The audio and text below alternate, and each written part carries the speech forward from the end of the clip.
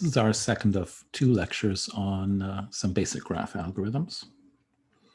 We'll continue with some graph connectivity questions, including connectivity in directed graphs. And then we'll talk about a little bit about directed acyclic graphs and topological orderings. Okay, last lecture we talked about breadth-first search and an application of breadth-first search to testing by part tightness. Today we'll talk about depth-first search. So a depth-first search in graph G, starting from a vertex U, proceeds as follows. Mark U explored, and then for each edge leaving U, for each edge UV, if the vertex V has not yet been explored, is not marked explored, recursively call DFS of V. Okay, so DFS of U visits all nodes reachable from U, just like a breadth-first search starting at U visits all nodes reachable from U. But it does so in a different order. And just as when we executed a breadth-first search from a vertex U, we could build a tree reflecting that search. From the depth-first search, we can also build a tree, the DFS tree. The nodes of the tree are just nodes of G, and they correspond to calls to DFS. And an edge UV means while we were executing DFS of U, we made a recursive call to DFS of V. Okay. Occasionally, I'll use the following notation. N of U for vertex U is the neighborhood of U, meaning all the vertices that have an edge from V to U. And if I have a set S of vertices, the neighborhood of S is just the collection of all neighbors of all the vertices in the set S. Okay, so let's do a little depth-first search example.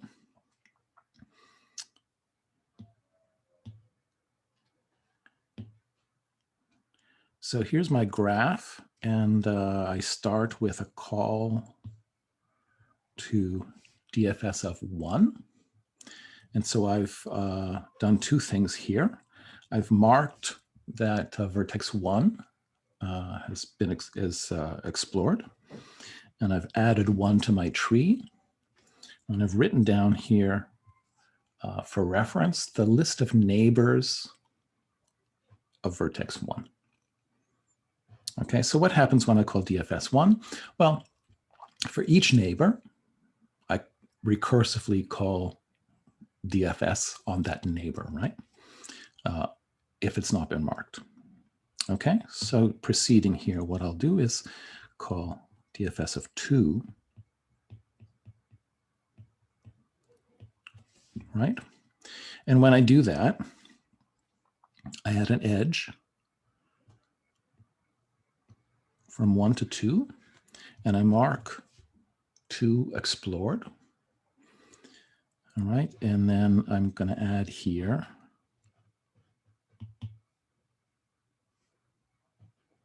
so I can keep track of what I'm doing.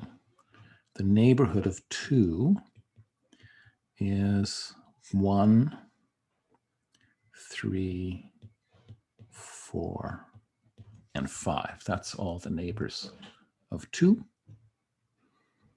Okay, and what do I do to execute a DFS of 2? Well, I look at each neighbor, and if it's not marked, I make a recursive call, right? So 1 is marked.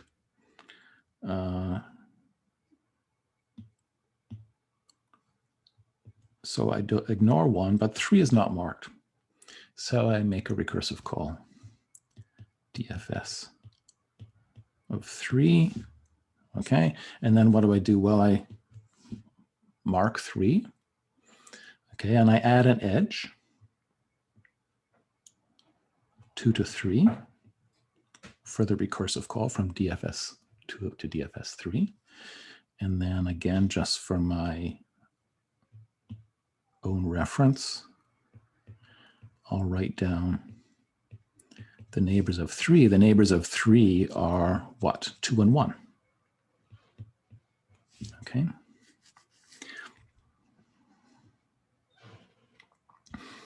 Okay, so what happens when I execute DFS of 3? Well,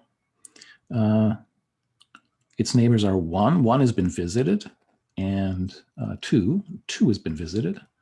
So I don't really have anything to do there. I just return.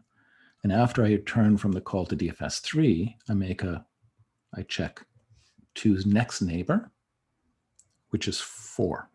Okay, so I'm going to make a call DFS of 4. And when I do that, I mark 4 visited, right? I add 4 as a child of 2. All right, and I'll write down here the neighbors of 4. Neighbors of 4 are 2 and 5. Okay, and so to execute DFS of 4, I look at 2 and 5 and make recursive calls as needed, right? So 2 is already marked explored, so I don't make a recursive call for 2, but I do one for 5, which is not explored.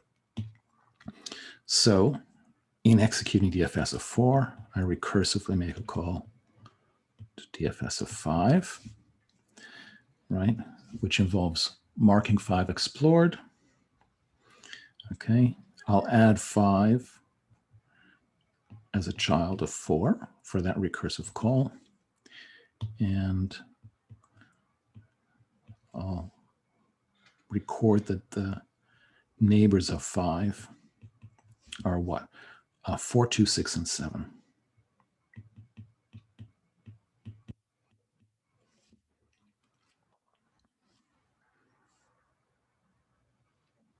Okay.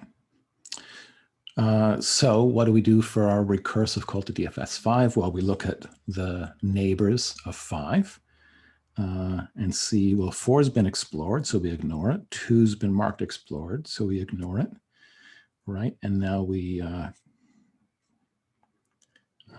get to 6, for example. Okay, so I make 6 has not been marked, so I make a recursive call to DFS of 6.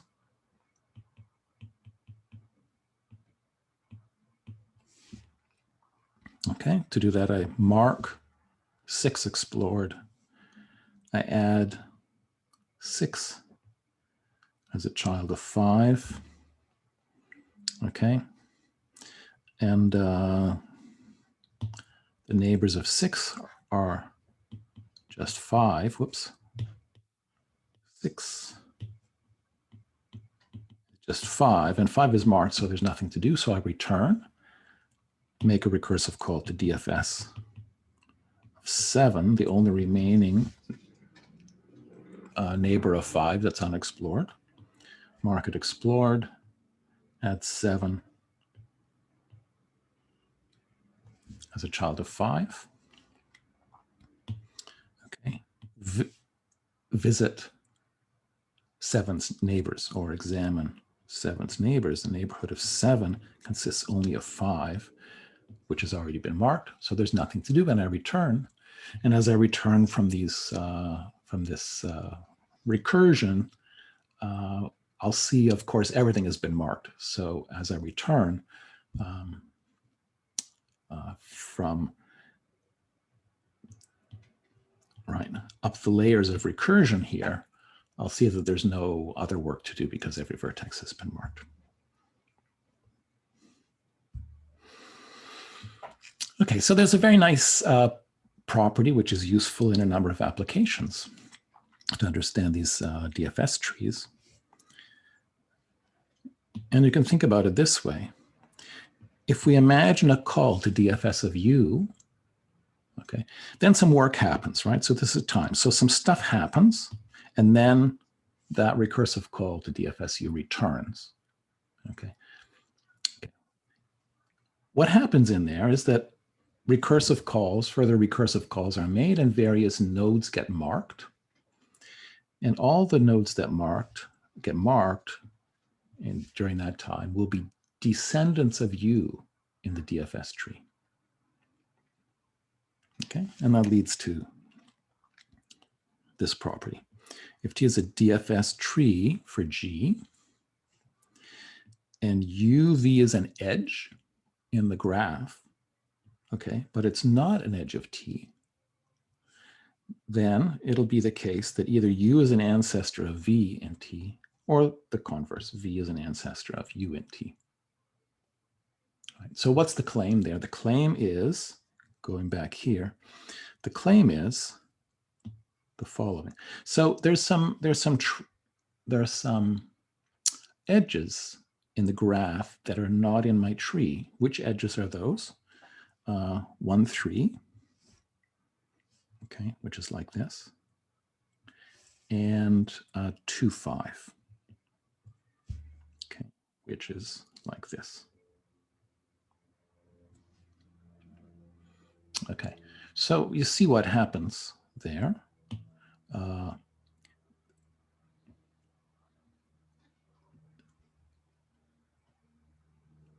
One is an ancestor of 3, okay. 2 is an ancestor of 5, exactly as the property claims,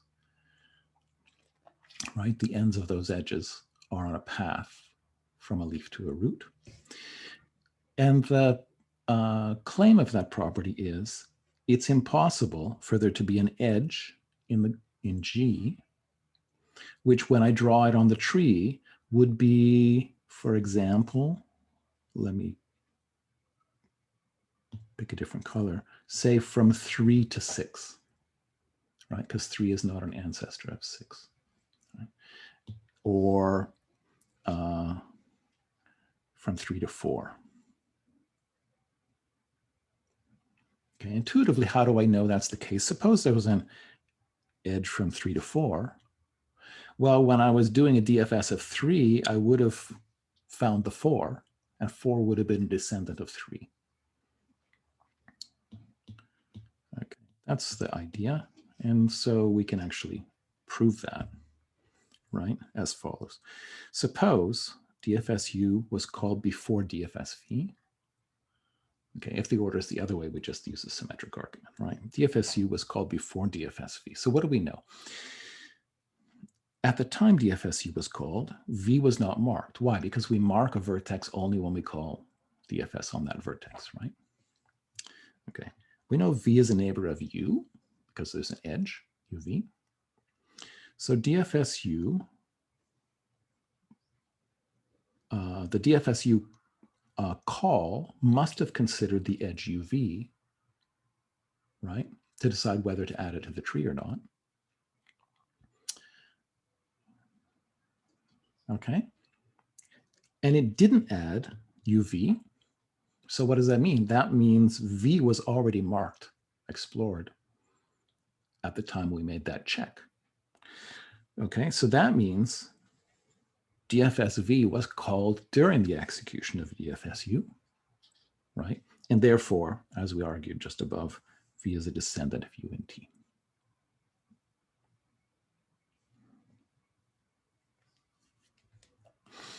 Okay, now we're going to visit some slightly different implementations of DFS and BFS.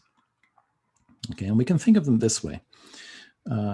We talked last lecture about this very kind of underspecified or non-deterministic way of constructing the set R of nodes reachable from a start vertex S, right? We put S in R, and then if there's an edge, UV, where U is already determined to be reachable from S, but V has not been, we add V to R. Okay, and it's underspecified or non-deterministic because there might be many choices of such an edge at a step, and we haven't said anything about how to choose one, and choosing any one will do. Okay, so we can make this algorithm more specific in a number of ways by choosing some criteria for how we pick that edge. All right, and one way corresponds to doing breadth first search. Okay, and strategically we can describe that as if there's a choice of which edge UV, in this step in the algorithm. Choose the one where the distance from S to V is the minimum. That's what breadth first search does. Okay, and we can describe breadth first search executing just that strategy without any talk about the layers that we used before. So in the previous version, we were specifically constructing layers consisting of vertices of equidistance from S. And here we're not going to worry about the distance from S. We wanted just a simple strategy for doing this exploration. And we can do it as follows. To do BFS from S, mark S as discovered. Okay, and then make a queue that contains just S. And as long as the queue is not empty, we're going to take a vertex out of the queue. All right, and we're going to look at the neighbors of U. For each neighbor V of U, if it's not discovered yet, okay, we're going to mark it discovered and add it to the queue.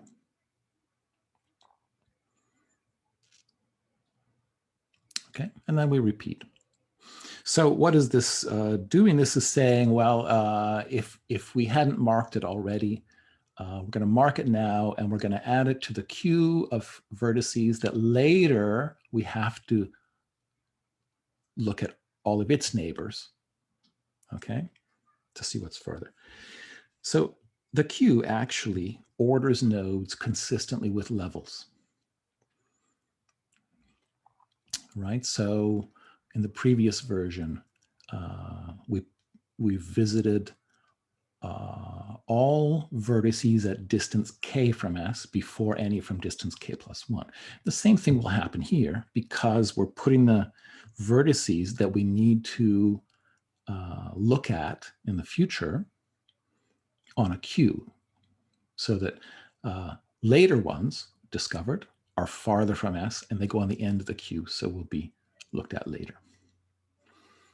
Okay.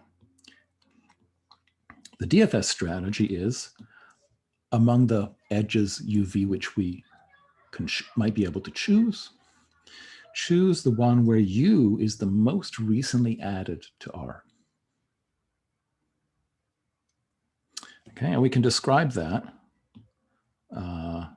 instead of the recursive version that we described before with an explicit stack to make it look very similar to this version of BFS with a Q. Okay, and the stack version goes like this. We make a stack with S, our start vertex. As long as the stack is not empty, we pop a vertex off the stack. If that vertex has not been marked explored, we mark it explored. Okay, and then for each of its neighbors, we push that neighbor onto the stack. Okay, so what will happen next time we come around? We go to pop something off the stack. What comes off? Well, the last thing we put on, right?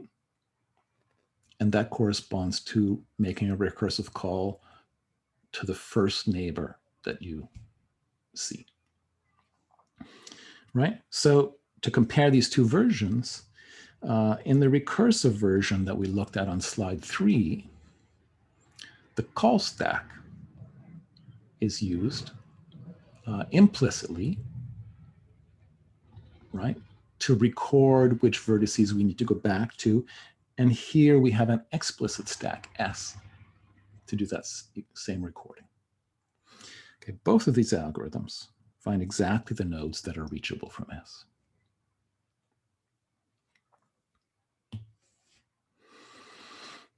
Okay, so now suppose what we want to do is find all connected components. So breadth first search or a depth first search from a particular vertex will find all vertices reachable from it, and therefore the connected component containing that vertex.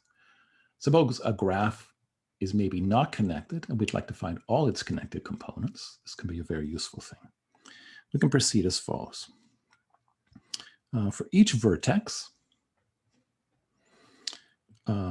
if it's not marked, now this marking is separate from the marking in the BFS and DFS algorithms. This is marking particularly for this, right? So if we haven't marked V,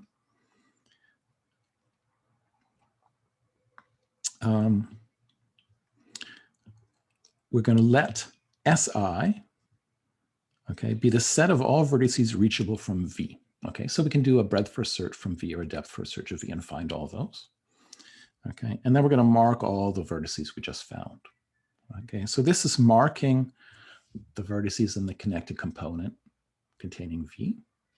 And my I here is just to count connected components as I go and distinguish the sets, right? Okay, and when I'm done, S1 through Si will be the collections of vertices of the connected components of G. Okay, the time to do this is for each connected component, we do a BFS or DFS. How much time does that take? Well, theta of m plus n, where m and n are number of edges and nodes of the particular component. And then we just add those up for all the Si. And what do we get? We get theta of m plus n, right? For the entire graph, m, the entire set of edges, and m, the entire set of vertices. All right, now let's switch a little bit to directed graphs. Okay, so in a directed graph, we still have a set of vertices and a set of edges, but an edge is directed. It leaves node U and enters node V. Okay, so UV is not the same as VU. In an undirected graph, they're the same, they're unordered. In a directed graph, they're ordered. Some authors call them arcs, right? So they like to stick to edges for undirected and call directed edges arcs, but here we'll just call them directed edges. All right, so here's an example of a directed graph.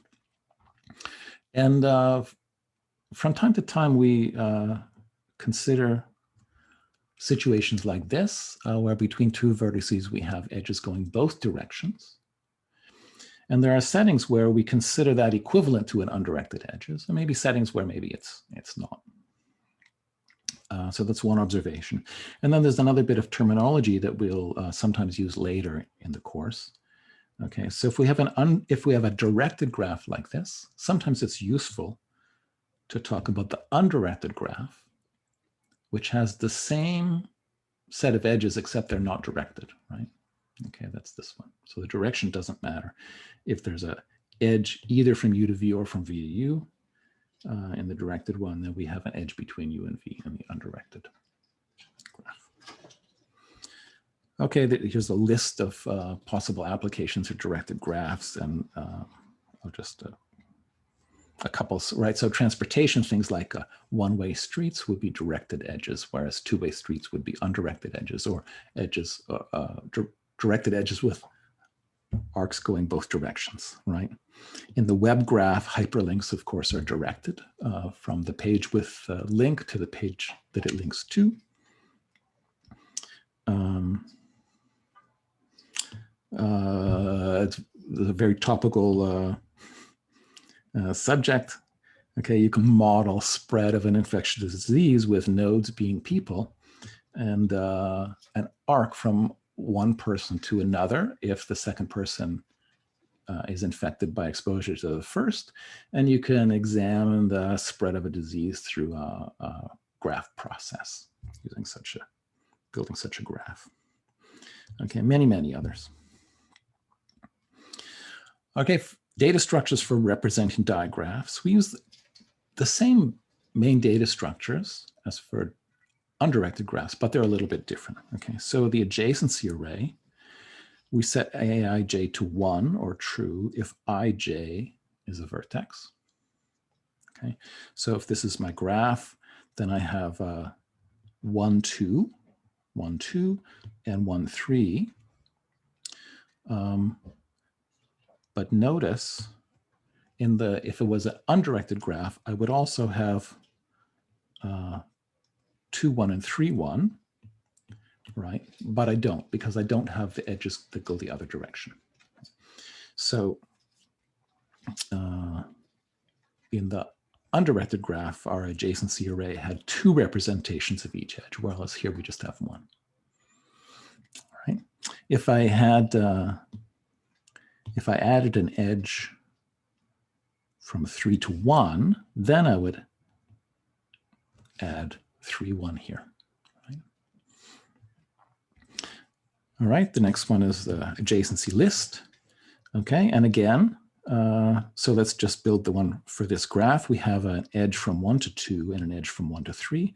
So from 1, we have a list containing 2 and 3.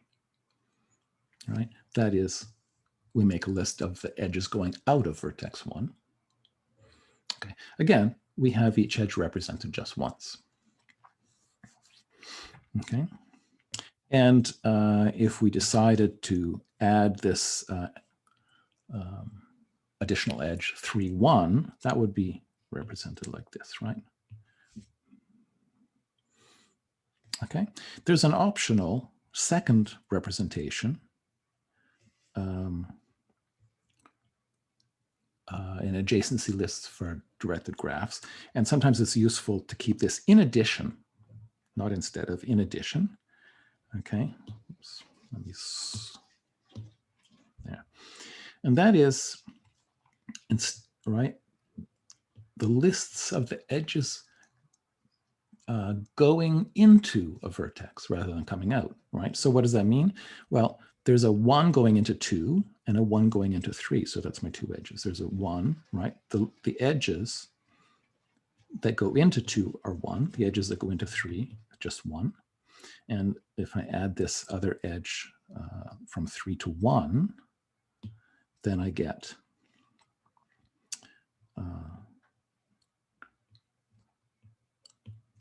oops, this one. Right, saying there's an edge into 1 from 3. Okay, if I took this to be an adjacency list, a normal adjacency list for a graph, what graph would it be? It would be the graph that's just like my original, but with the direction of the edges all reversed. We sometimes call G reverse. It would be this graph. Okay. And it's often useful to keep both of these, and we'll use them in a couple of slides, so that an algorithm can access nodes that you can get to from a vertex, and can also access nodes that you can get to a vertex from. Okay, so a little bit about doing search or traversals of directed graphs. So we have natural variants of standard notions we took to before, reachability. Okay, so you might want, given a node S, to find all nodes reachable from S, just like before, except we're only allowed to reach them by means of directed paths, or directed shortest ST path. Right? Given 2 nodes S and T, what's the length of the shortest directed path from S to T? Okay, and we use basically the same algorithms. So breadth first search and depth first search both apply naturally to directed graphs. In fact, if you've written them properly, you don't even need to change anything. All you have to do is pay attention to the direction of edges. And only consider neighbors for outgoing edges. Okay, and it's not hard to see that breadth first search and depth first search both find exactly, right, from a star vertex S, find exactly the vertices reachable from S by a directed path. Okay, what gets a little more complex is the notion of connectivity. And in particular, we're interested in strong connectivity in a directed graph, which is defined as follows. First, we say a node U and V are mutually reachable if there's a directed path from U to V and a directed path from V to U. And then a graph is strongly connected if every pair of nodes is mutually reachable. Okay, so quick example here. This graph is strongly connected. And I can demonstrate that just by drawing a simple cycle on it, right? Just think of this cycle going around here, okay? Walking around that cycle, I can get from any vertex to any other vertex. So every pair of vertices here is mutually reachable, and it's strongly connected. This graph, on the other hand, has a couple of vertices that are prevent this property, right? From this vertex, you can get to this vertex from any other, but you can't get from this vertex to others. This one, on the other hand, from this vertex, you can get to all the other vertices, but you can't get from other vertices to this vertex. So this is not strongly connected. But the underlying undirected graph is connected, of course. Okay, so here's a nice property that's useful to understand about strong connectivity. Let S be a node in G. Then G is strongly connected if and only if every node is reachable from S and S is reachable from every node. Okay, so the one direction of this, it's just a special case of the definition. The definition says every two nodes are mutually reachable. That means for every node, from each node, you can reach all the other nodes, right? Okay, and from all the other nodes, you can reach it. That's just a restatement of the definition. Okay, so this is basically a variant of the definition. The other direction is more interesting. Suppose that you have a particular vertex S, and you know you can get from S to everything else, and you can get from everything else to S. Okay, is the graph strongly connected? Well, it is, and it's not hard to see, right? Pick S, pick two other vertices. Okay, we know we can get from S to U, and we know we can get from S to V, right? Every node is reachable from S, and S is reachable from every node means we can get from U to S, and we can get from V to S. Okay, and now we can easily see that U and V are mutually reachable, right? Start at U, go to S, go to V, go to S, go to U. Okay, it's not a simple cycle, but it's a cycle right, containing both U and V, so you can get from U to V and from V to U. Okay, so from this, we can see how to make a strong connectivity algorithm, an algorithm to determine if a graph is strongly connected. Okay, and we can see that it's also an efficient algorithm. What do? We pick any node S, all right? Run breadth first search starting from S, and then in G, reverse, we run a breadth first search starting from S. Then we return true if both of the searches hit all of the nodes. Okay, correctness of this follows immediately from the lemma on the previous page.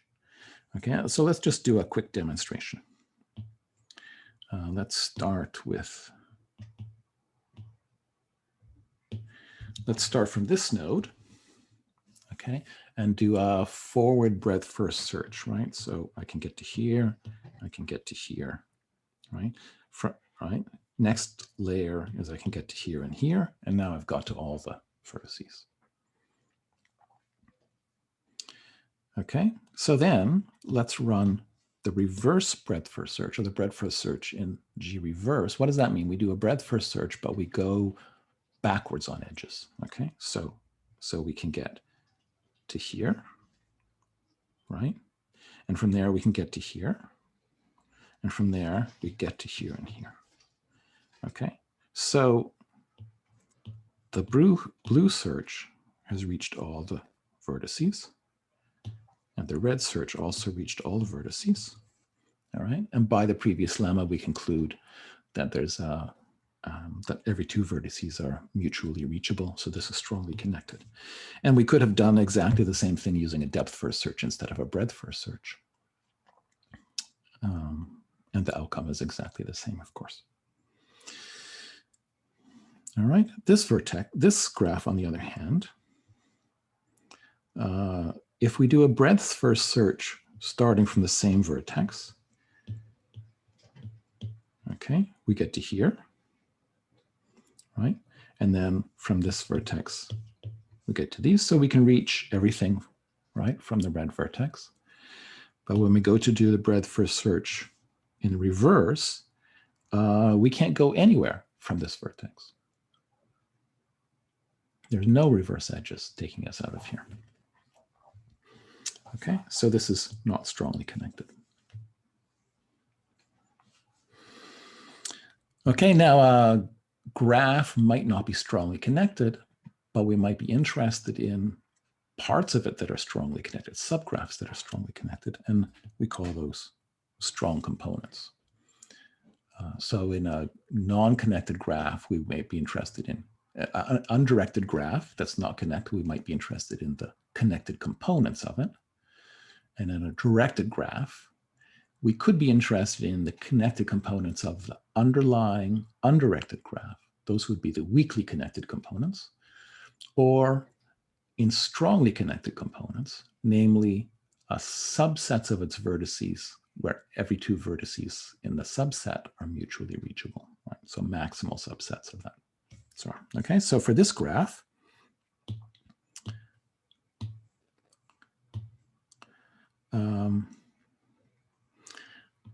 here's such a component, right? We can get from any vertex in this group to any other. Okay, but I can't get to and from every other vertex in the graph. Why? Well, from 7, I can get to everything. Okay, but I cannot get from all the other vertices to 7. So 7 is not in any strongly connected component except all by itself. 1 similarly is all by itself. Although I can get from any vertex in the graph to 1, I can't get from 1 to anything else. Okay, in this pair, okay, I can get from 8 to 6 and 6 to 8. So they're strongly connected. Okay, but again, I cannot get to 7. I cannot get from all the things over here. I cannot get from them to the 6 and 8. Okay, and similarly for this big guy. Okay, this was first shown in a classic paper by Robert Tarjan in 1972 that you can do this in big O of m plus n time.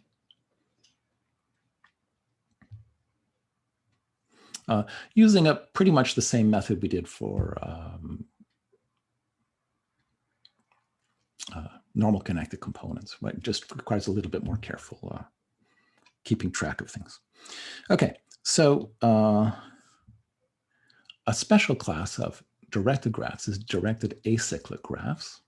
Okay, a directed acyclic graph, we usually abbreviate a DAG because it's long to say, is a directed graph that contains no directed cycles.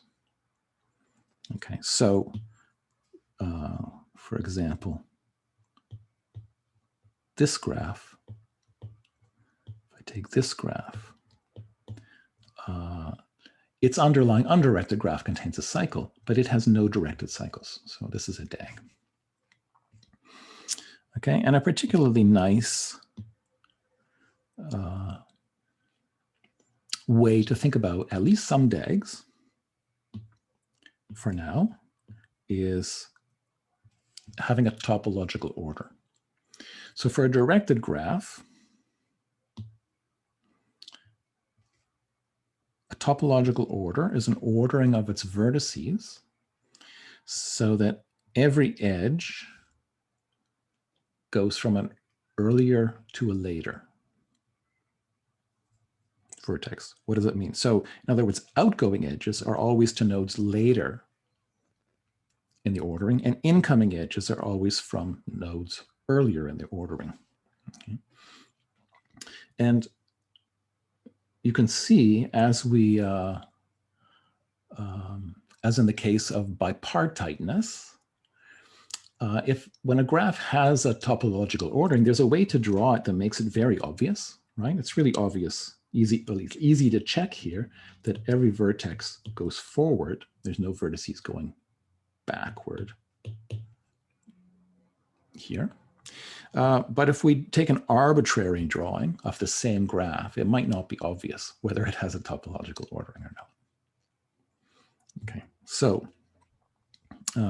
why would we care? Well, these are really useful for representing things like precedence constraints, okay, where an edge, vi vj, means task vi must be done before task vj. Okay, something you're all familiar with, an application you're all familiar with is course prerequisites. You have to take one course before some other course, right? In compilation, you may have that a module I has to be compiled before a module j. And this notion is used actually really a lot in project management.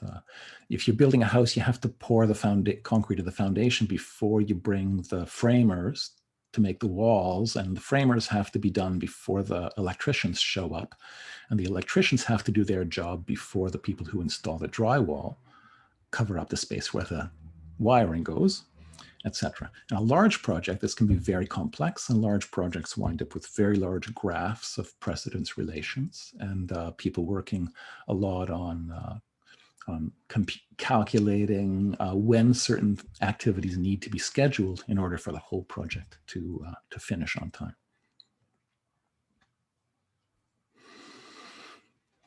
Okay, so here's a lemma. If a graph has a topological ordering, then it's a DAG. Okay, this is pretty easy to see, right? So take your topological ordering, all right, and suppose you have a cycle. Okay, here's the cycle. What does that mean? Well, somewhere in the cycle is the vertex that comes earliest in the ordering. But that vertex has an incoming edge. That edge must be from a vertex later in the ordering, right? Meaning it's not a topological ordering. Okay, so if a graph has a topological order, it's a DAG. If a directed graph has a topological order, it's a DAG.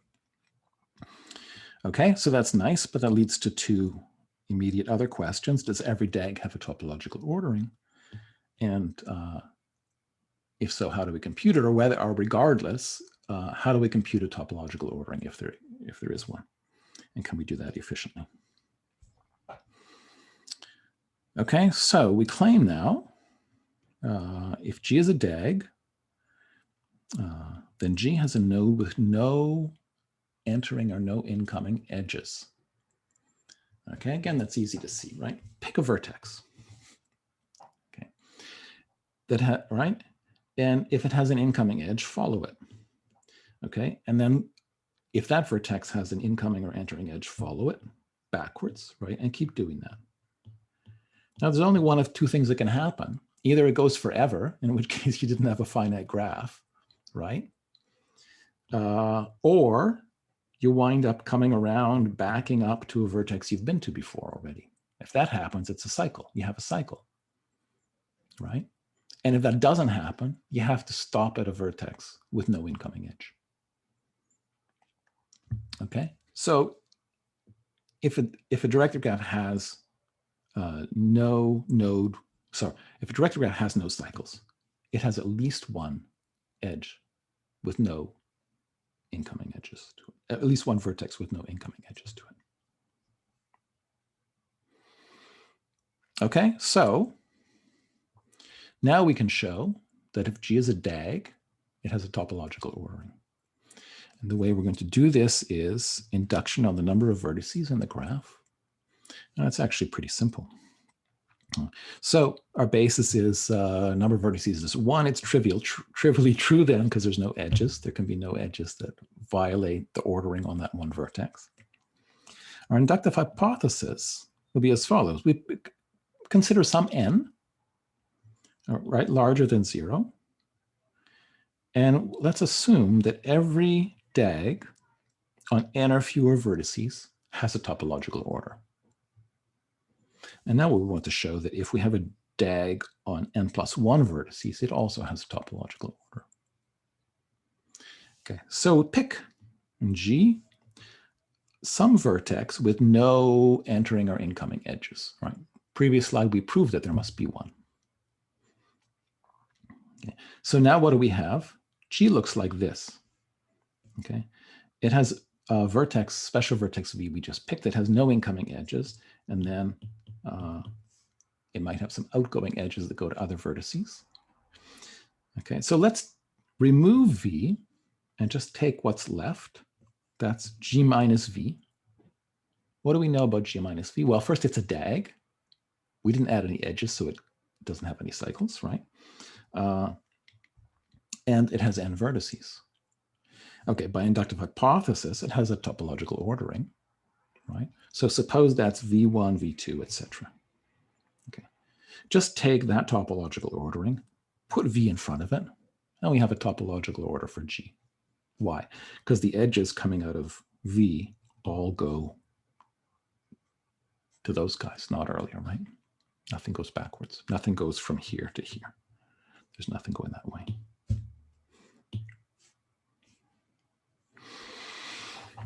Okay, so our topological sorting algorithm just comes straight from the proof. It's just the flip side of that proof, right? It's a recursive algorithm that just reflects that induction we just did, right? Repeatedly find a node V with in degree 0. So in degree is a short way to say the number of entering or the number of incoming edges,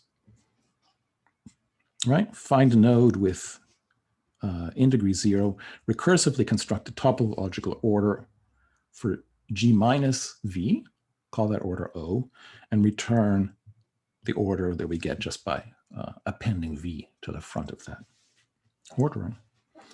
Okay, so we claim we can do this in time theta of m plus n. To do that, we need to maintain two bits of information, pieces, not bits, pieces of information.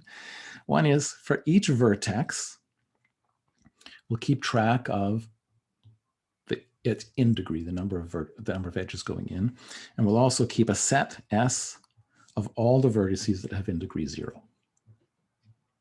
Okay, it's not hard to see we can initialize the in function, that would be an array, right?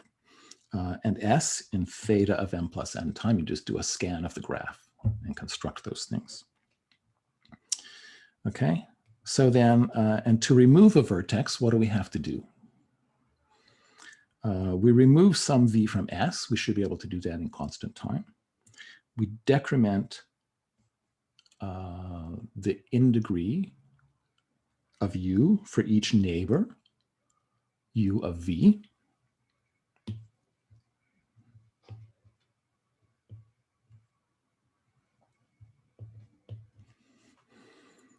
Okay, and then if that neighbor reached 0, we add it to S. Okay, the time to do that is theta of the number of neighbors of V. And I claim the total time is theta of m plus n. Now we've seen this a whole bunch of times where we have some algorithm that does something for every vertex, it does something with some edges, and naively it kind of sounds n square-ish. But then we claim that the total time is theta of m plus n. We've seen this, essentially every algorithm we've seen this lecture and the previous lecture is a theta of m plus n algorithm. And early in the book, there's an explicit argument about this, but I think it's a little bit confusing for some people. So we're just going to finish by actually kind of properly showing why this is the case in a way that will apply to, I think, all the previous algorithms who made this claim about. Okay, so the time to do this topological sort algorithm is what? It's the time to carry out the following. For each vertex, V, we have to do something with V. So we go look at V, okay, and then we're going to do something for each edge coming out of V. Okay, what's the time to do that? Well, we have the sum, right, for each vertex, right? So we have the sum over all vertices of the time to do whatever's in the body of that loop, right? Which is some amount of time to visit V, right? Because it's not free. Even if V has no edges, it's not free. We have to check that it has no edges, okay?